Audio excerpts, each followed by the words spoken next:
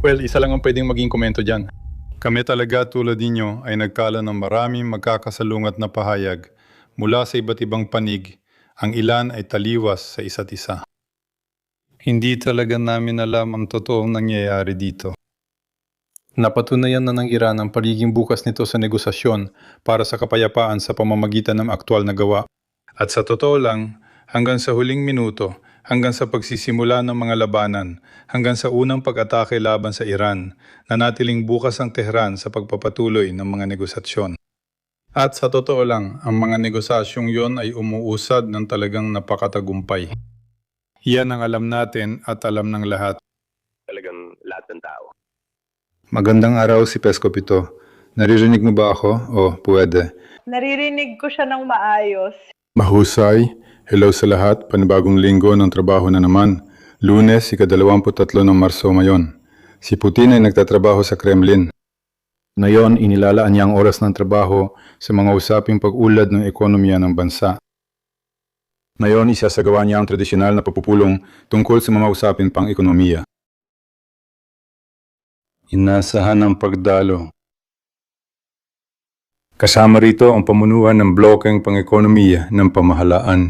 Kasama na rito sina Punong Ministro Mishustin, unang Vice Punong Ministro Manturov, Vice Punong Ministro Novak at panggalawang hepe ng pamahalaan.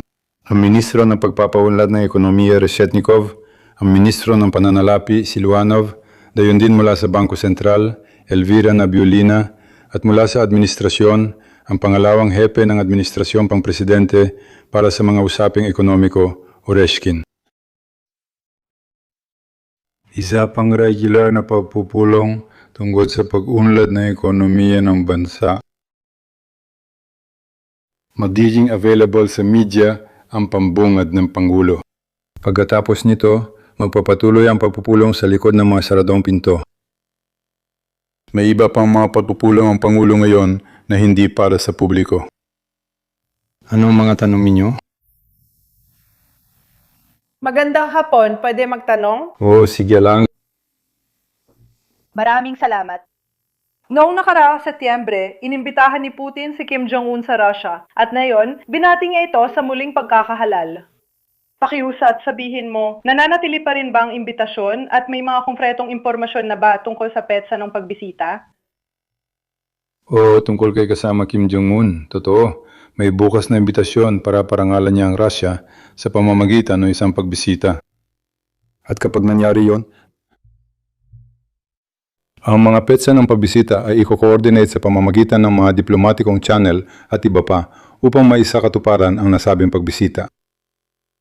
Malugod laging tatanggapin ng Rusya ang leader ng Demokratikong Republikang Bayan ng Korea. Gusto ko po kayong pasalamatan ng labis. Nagpapasalamat kami sa inyong suporta. May mga tanong ka pa ba? Pwede ba akong magtanong kay Tassie? Pakiusap. Pwede ka bang magkomento sa sitwasyon sa paligid ng Bushehr nuclear plant matapos ang mga banta ni Trump? At particular na ang panig ng Amerika, nagkaroon ba sila ng anumang pakikipag-ugnayan sa panig ng Rusya?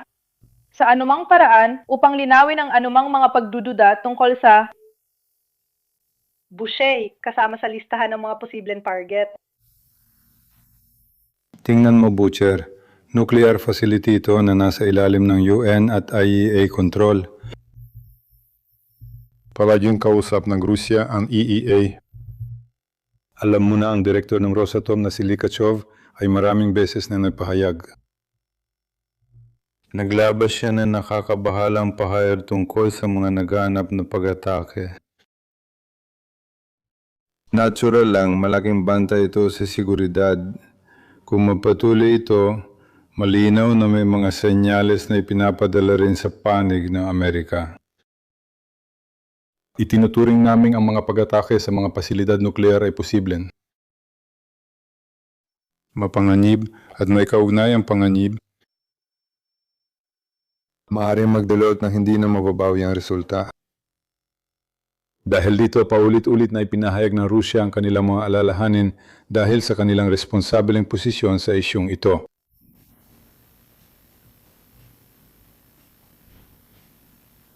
Salamat. Talagang pambihira ito at kahanga-hanga ang laki nito. Pakiusap, higit pa nito. Magandang hapon, Reuters po ito. Pakiusap. Sige, Reuters, salamat. Para dagdagan ng tanong ng kasama ko, ano ang prinsipyo? Paano tinanggap ng Kremlin ang banta ni Trump na atakihin at sirain ang mga pasilidad ng enerhiya ng Iran kung hindi bubuksan ng Iran ang kipot ng Hormuz? Naniniwala kami ng sitwasyon. Sa totoo lang, dapat nalampasan na ito kahapon pa at lutasin sa paraang politikal at diplomatiko.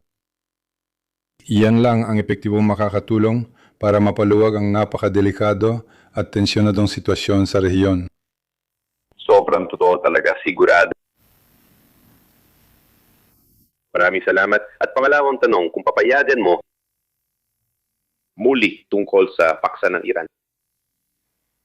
Ayon sa isang magasing pampulitika, umali iminungkahi ng Russia kay Che Guevara na itigil ang pagbabahagi ng intelihensya sa Iran kapalit ng pagtigil ng Che Guevara sa pagbabahagi ng intelihensya sa Ukraine. Nakita mo ba ang balita niyon? Nagbabahagi ba talaga ng intelihensya ang Russia sa Iran at paano mo ito ipapaliwanag? Salamat. Oo, napanood namin ang balita. Kasama yon sa kategorya ng mga peking balita o mas tamang sabihin, mga balitang puro kasinungalingan. Pagituloy po, Pwede ko bang tanungin direkta sa PV? pakiusap, ituloy mo. Salamat. Maaari mo bang magkomento sa pag-aresto ng hukbong dagat ng Pransya sa petrolyerong Dana noong nakaraang Biyernes? Salamat!